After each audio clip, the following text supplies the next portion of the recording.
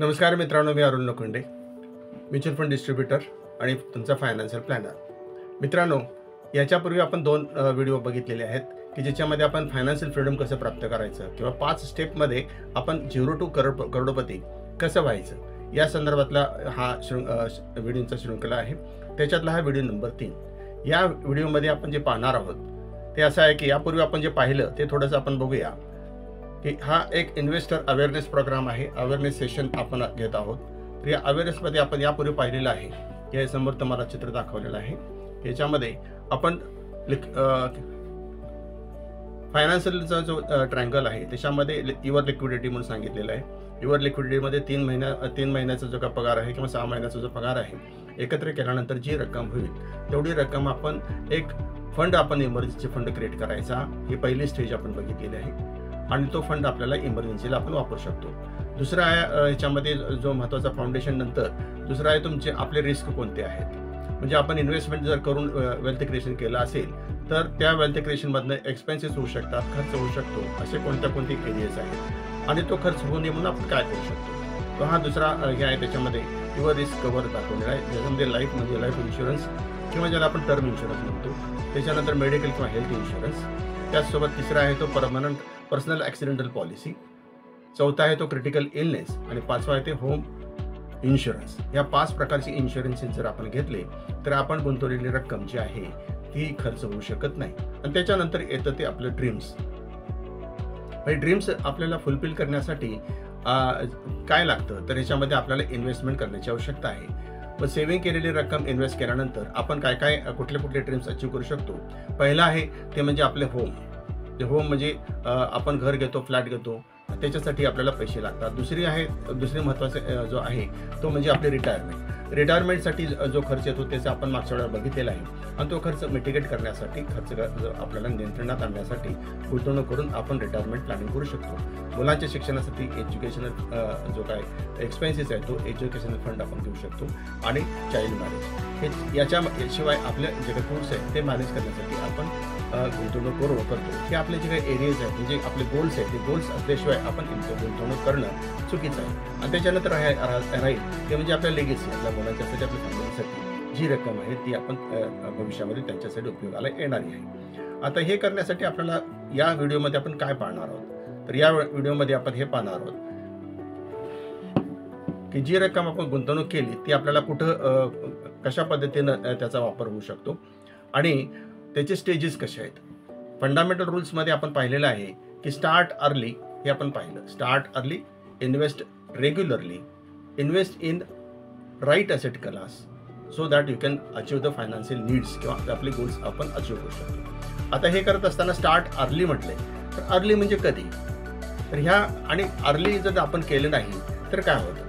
लोकांना असं वाटतं की आपण नोकरीला लागले की पहिल्यांदा आपण 5-10 वर्ष एन्जॉय करूया आणि नॅचरल आहे, आपलं हे काही चुकीचं नाही. तर हे एन्जॉय करण्यासाठी आपण काय करतो, पगारातला सगळा खर्च आपण एन्जॉयमेंटसाठी करतो. दर आठवड्याला आपण हॉटेलिंग करतो, मित्रांच्या सोबत जातो.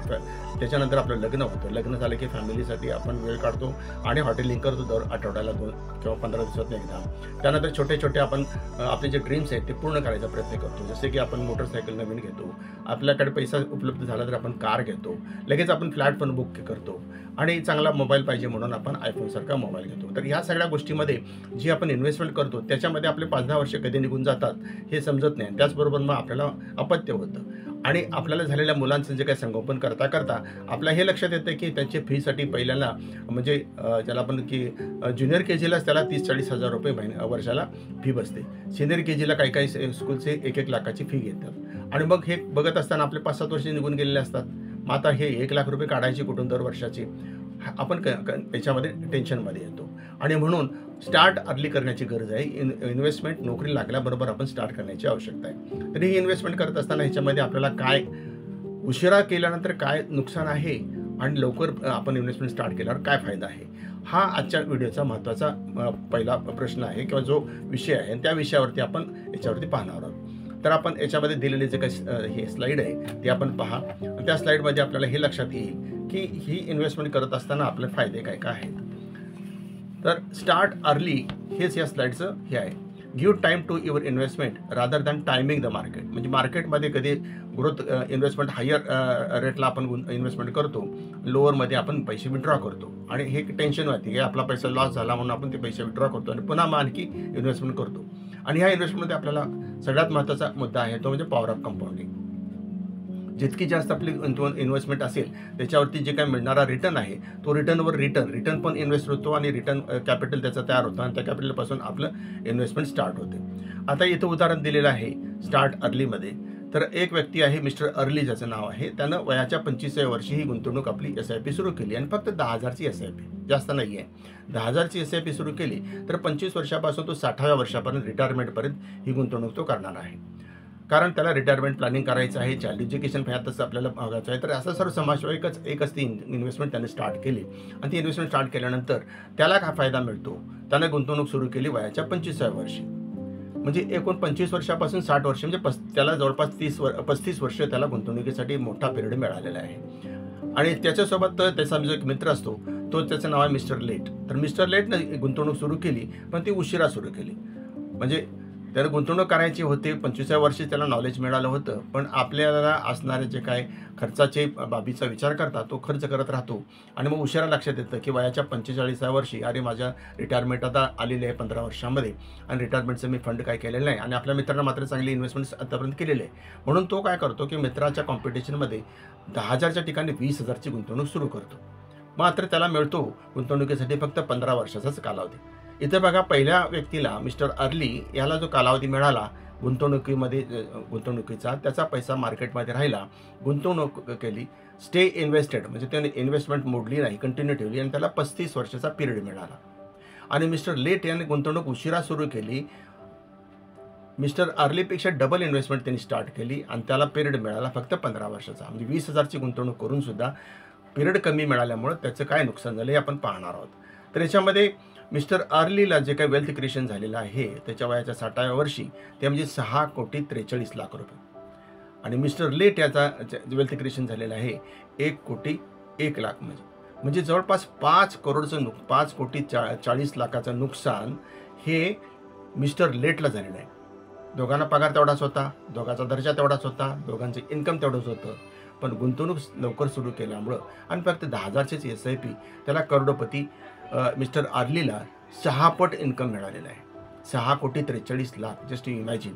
आणि मिस्टर लेटला मिळालेला आहे फक्त 1,01,00,000. म्हणजे याच्यामध्ये मिस्टर अर्लीनं किती गुंतवणूक केली तर 42,00,000ची केली आणि मिस्टर लेटनं उशिरा गुंतवणूक स्टार्ट करून 20,000चा SIP करून त्याची गुंतवणूक किती झाली तर त्याची झाली 36,00,000. म्हणजे फक्त 36,00,000 आणि इकडे 42,00,000 दोन्हीतला डिफरन्स आहे 6,00,000चा. म्हणजे फक्त 6,00,000चाच जास्त त्यानं गुंतवणूक केलेली मिस्टर अर्लीनं. पण पिरियडचा विचार करता अर्लीला 35 वर्षाचा कालावधी मिळाला आणि लेट जो आहे त्याला 15 वर्षाचा कालावधी मिळाला. म्हणजे त्यानं 20 वर्ष उशिरा गुंतवणूक सुरू केल्यामुळं त्याचं नुकसान या ठिकाणी जवळपास 5,40,00,000 झालं. तर मित्रांनो, हा व्हिडिओ आपल्याला काय सांगतो तर याच्यातनं संदेश असा आहे, जसं तुम्ही नोकरीला लागता तशी आपली इन्व्हेस्टमेंट स्टार्ट करा ॲज सून ॲज पॉसिबल. ज्याला आपण म्हणतो की गुंतवणूक तुम्ही स्टार्ट केली, नोकरीला लागल्याबरोबर आपण SIP सुरू करायची. मग ती तुम्हाला 5,000ची असेल, 10,000ची असेल, 15,000ची असेल, जी काय असेल ते. आणि पहिले 5 वर्ष तर आपल्याला खर्च कोणता नसतो, कारण आपण नोकरीला लागल्यापासून 5-6 वर्ष पैसा जमा करून आपलं लग्न वगैरे करण्याचा उशिरा करतो.